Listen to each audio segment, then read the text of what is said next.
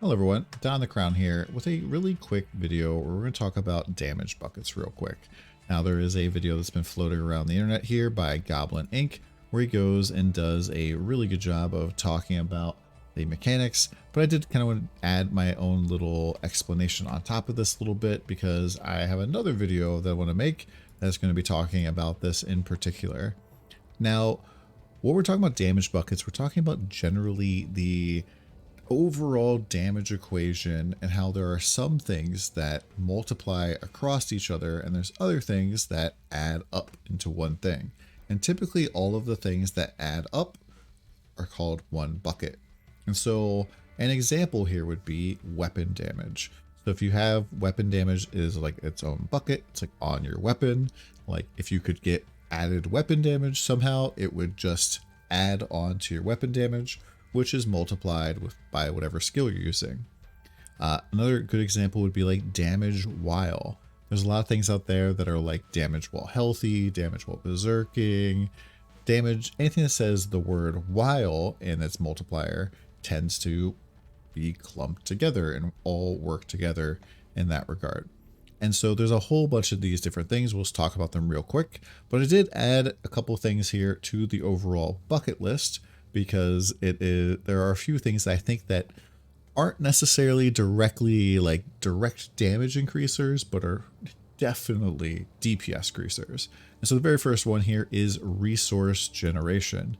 And so I think that resource generation is rather big in Diablo IV because unlike a lot of other ARPGs where you're literally just running around casting your main skill all the time, blowing up packs of monsters with like tornado shot or whatever, you tend not to do that in Diablo IV. You'll have to kind of like alternate between generating resources and then spending them, generating resources and spending them.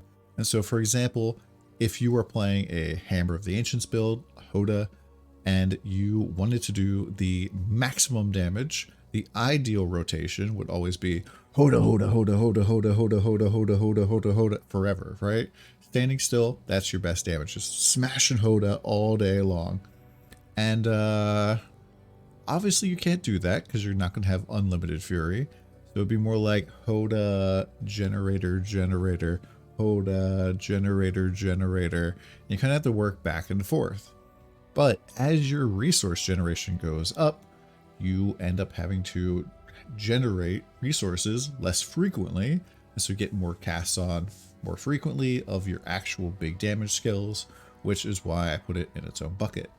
Likewise, attack speed can be a multiplier here because it can speed up the rate at which you generate those resources. And once you've solved the resource problem, it speeds up the rate at which you can Hoda all day long.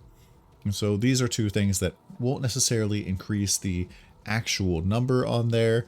And I think that they're still very important. And in fact, resource generation is going to be probably the first major problem that your build wants to tackle once you're like pushing into an end game, maybe even figuring out a way to not have a generator skill on your bar and finding other ways to generate is probably like a big end game goal for a lot of builds.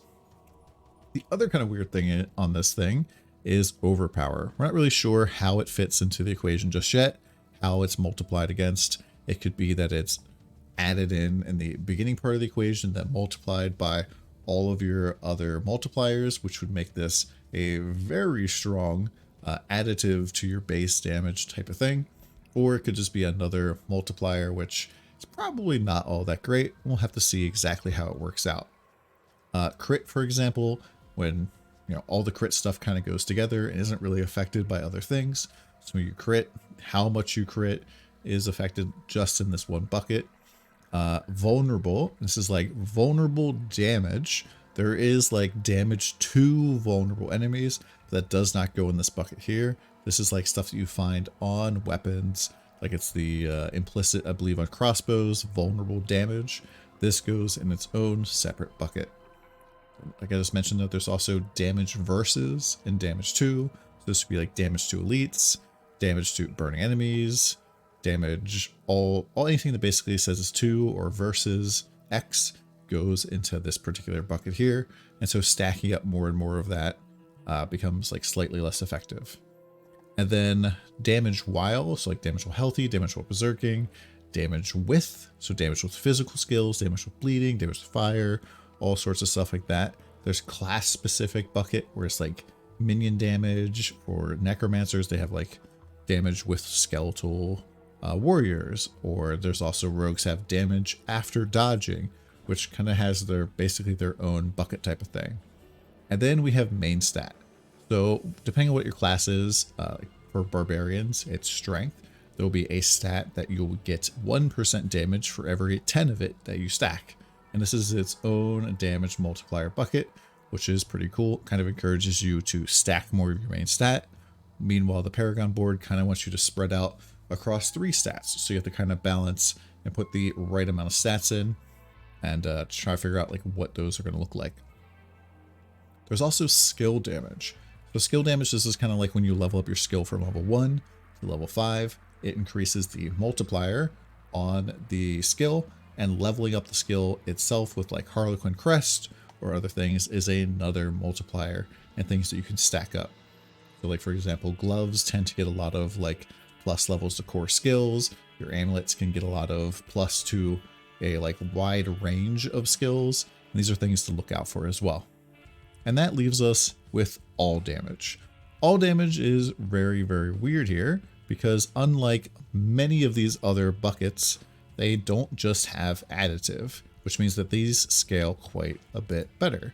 And what I mean by that is, let's pretend, for example, that we had 0 damage versus X at all, and we were going to add 10% damage versus elites.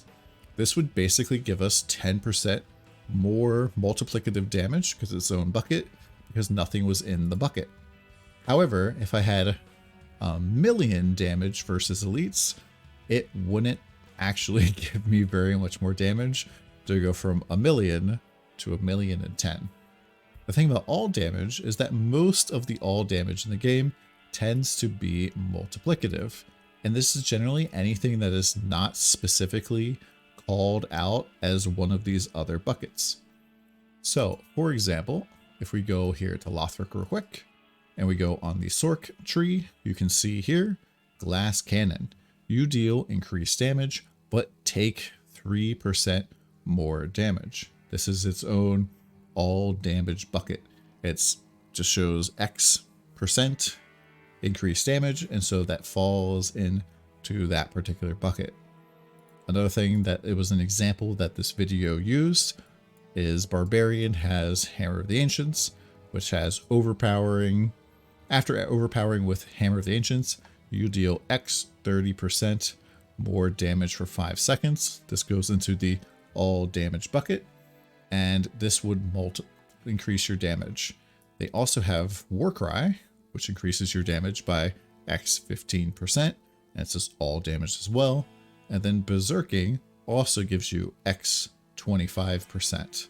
And so in the particular video by Goblin, he has his friend here show a clip where they go and they get the math for this pretty easily, where it's just basically 1.3 times 1.15 times 1.25 and ends up with 86.9.